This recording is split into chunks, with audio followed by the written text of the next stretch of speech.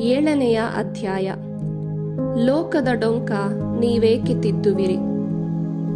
ನೀವು ಇತರರ ಬಗ್ಗೆ ತೀರ್ಪು ಕೊಡಬೇಡಿ, ಆಗ ದೇವರು ನಿಮ್ಮ ಬಗ್ಗೆ ತೀರ್ಪು ಕೊಡುವುದಿಲ್ಲ. ನೀವು ಇತರರ ಬಗ್ಗೆ ಕೊಡುವ ತೀರ್ಪಿಗೆ ಅನುಗುಣವಾಗಿಯೇ ದೇವರು ನಿಮಗೂ ತೀರ್ಪು ಕೊಡುವರು. ಇತರರಿಗೆ ನೀವು ಕೊಟ್ಟ ಅಳತೆಯಲ್ಲೇ ದೇವರು ನಿಮಗೂ ಅಳೆದು ಕೊಡುವರು. ನಿನ್ನ ಕಣ್ಣಿನಲ್ಲಿರುವ ದಿಮ್ಮಿಯನ್ನು ನೋಡದೆ ನಿನ್ನ ಸೋದರನ ಕಣ್ಣಿನಲ್ಲಿರುವ ಅಣುವನ್ನು ನೀನು ಗಮನಿಸುವುದೇಕೆ? ನಿನ್ನ ಕಣ್ಣಿನಲ್ಲಿ ಒಂದು ದಿಮ್ಮಿಯೇ ಇರುವಾಗ ತಾಳು, ನಿನ್ನ ಕಣ್ಣಿನಲ್ಲಿರುವ ಅಣುವನ್ನು ತೆಗೆದು ಬಿಡುತ್ತೇನೆ ಎಂದು ನಿನ್ನ ಸೋದರನಿಗೆ ಹೇಗೆ ಹೇಳಬಲ್ಲೆ? ಎಲೈ ಕಪಟಿಯೇ, ಮೊದಲು ನಿನ್ನ ಕಣ್ಣಿನಲ್ಲಿರುವ ದಿಮ್ಮಿಯನ್ನು ತೆಗೆದುಹಾಕು, ಅನಂತರ ನಿನ್ನ ಸೋದರನ ಕಣ್ಣಿನಿಂದ ಅಣುವನ್ನು ತೆಗೆಯಲು ನಿನ್ನ ಕಣ್ಣು ನಿಚ್ಚಳವಾಗಿ ಕಾಣಿಸುವುದು. ಪವಿತ್ರವಾದುದನ್ನು ನಾಯಿಗಳಿಗೆ ಹಾಕಬೇಡಿ, ಅವು ನಿಮ್ಮ ಮೇಲೆ ತಿರುಗಿ ಬಿದ್ದು ನಿಮ್ಮನ್ನು ಸೀಳಿಬಿಟ್ಟಾವು. ಮುತ್ತುಗಳನ್ನು ಹಂದಿಗಳ ಮುಂದೆ ಚೆಲ್ಲಬೇಡಿ, ಅವು ಆ ಮುತ್ತುಗಳನ್ನು ಕಾಲಿನಿಂದ ತುಳಿದು ಹಾಕಿಯಾವು. ಫಲದಾಯಕ ಪ್ರಾರ್ಥನೆ. ಕೇಳಿರಿ, ನಿಮಗೆ ಕೊಡಲಾಗುವುದು, ಹುಡುಕಿರಿ, ನಿಮಗೆ ಸಿಗುವುದು, ತಟ್ಟಿರಿ, ನಿಮಗೆ ಬಾಗಿಲು ತೆರೆಯಲಾಗುವುದು. ಏಕೆಂದರೆ ಕೇಳಿಕೊಳ್ಳುವ ಪ್ರತಿಯೊಬ್ಬನಿಗೂ ಕೊಡಲಾಗುವುದು, ಹುಡುಕುವವನಿಗೆ ಸಿಗುವುದು, ತಟ್ಟುವವನಿಗೆ ಬಾಗಿಲು ತೆರೆಯಲಾಗುವುದು. ನಿಮ್ಮಲ್ಲಿ ಯಾವನು ತಾನೇ ತನ್ನ ಮಗ ರೊಟ್ಟಿಯನ್ನು ಕೇಳಿದರೆ ಕಲ್ಲನ್ನು ಕೊಟ್ಟಾನು? ಮೀನನ್ನು ಕೇಳಿದರೆ ಹಾವನ್ನು ಕೊಟ್ಟಾನು?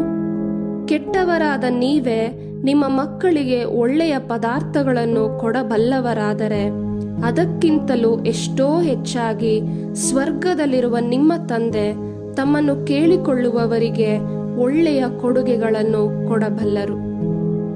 ಸುವರ್ಣ ಸೂತ್ರ. ಜನರು ನಿಮಗೆ ಏನೇನು ಮಾಡಬೇಕೆಂದು ನೀವು ಅಪೇಕ್ಷಿಸುತ್ತೀರೋ ಅದನ್ನೇ ನೀವು ಅವರಿಗೆ ಮಾಡಿ.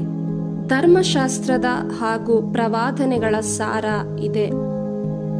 ವಿನಾಶಕ್ಕೆ ಒಯ್ಯುವ ವೀದಿ ವಿಶಾಲ, ಕಿರಿದಾದ ಬಾಗಿಲಿನಿಂದಲೇ ಒಳಕ್ಕೆ ಹೋಗಿರಿ, ಏಕೆಂದರೆ ವಿನಾಶಕ್ಕೆ ಒಯ್ಯುವ ಬಾಗಿಲು ಹಿರಿದು, ಅದರ ಮಾರ್ಗ ಸರಾಗ, ಅದನ್ನು ಹಿಡಿಯುವವರು ಅನೇಕರು. ಅಮರ ಜೀವಕ್ಕೆ ಕೊಂಡೊಯ್ಯುವ ಮಾರ್ಗ ದುರ್ಬರ, ಅದರ ಬಾಗಿಲು ಕಿರಿದು, ಅದನ್ನು ಗುರುತಿಸುವವರೋ ಕೆಲವರು. ಸುಳ್ಳು ಪ್ರವಾದಿಗಳಿದ್ದಾರೆ, ಜಾಗ್ರತೆ. ಸುಳ್ಳು ಪ್ರವಾದಿಗಳ ಬಗ್ಗೆ ಎಚ್ಚರಿಕೆಯಿಂದಿರಿ. ಹೊರಗೆ ಕುರಿಯ ವೇಷದಲ್ಲಿ ಬಂದರೂ ಒಳಗೆ ಅವರು ಕಿತ್ತು ತಿನ್ನುವ ತೋಳಗಳು.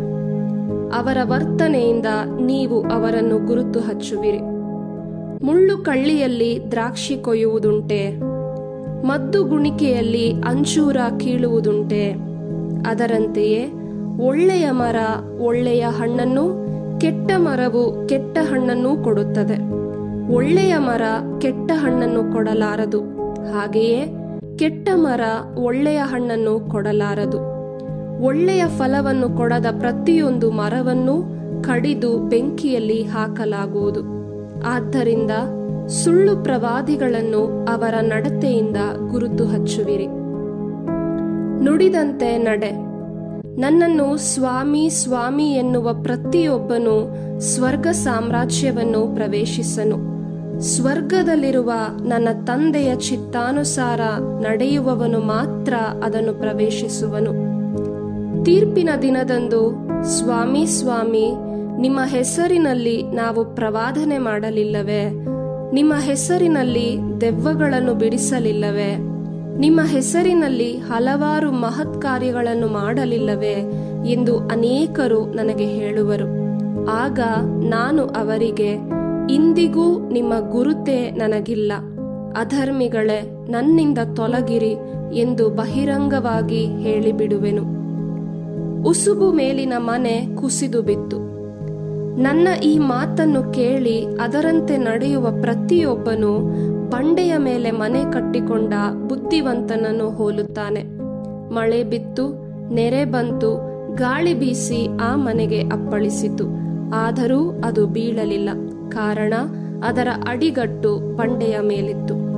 ನನ್ನ ಈ ಮಾತನ್ನು ಕೇಳಿಯೂ ಅದರಂತೆ ನಡೆಯದ ಪ್ರತಿಯೊಬ್ಬನು ಮರಳಿನ ಮೇಲೆ ಮನೆ ಕಟ್ಟಿಕೊಂಡ ಬುದ್ಧಿಹೀನನನ್ನು ಹೋಲುತ್ತಾನೆ. ಮಳೆ ಬಿತ್ತು, ನೆರೆ ಬಂತು, ಗಾಳಿ ಬೀಸಿ ಆ ಮನೆಗೆ ಅಪ್ಪಳಿಸಿತು, ಅದು ಕುಸಿದು ಬಿತ್ತು. ಅದಕ್ಕಾದ ಪತನವೋ ಅಗಾಧ. ಬೋಧನೆಯ ಪ್ರಭಾವ. ಯೇಸುಸ್ವಾಮಿ ಇದೆಲ್ಲವನ್ನು ಹೇಳಿ ಮುಗಿಸಿದರು. ಅವರ ಬೋಧನೆ ಜನರಲ್ಲಿ ಅಮೋಘ ಪ್ರಭಾವವನ್ನು ಬೀರಿತು. ಏಕೆಂದರೆ ಅವರ ಧರ್ಮಶಾಸ್ತ್ರಿಗಳಂತೆ ಬೋಧಿಸದೆ ಯೇಸು ಅಧಿಕಾರವಾಣಿಯಿಂದ ಪ್ರಬೋಧಿಸುತ್ತಿದ್ದರು.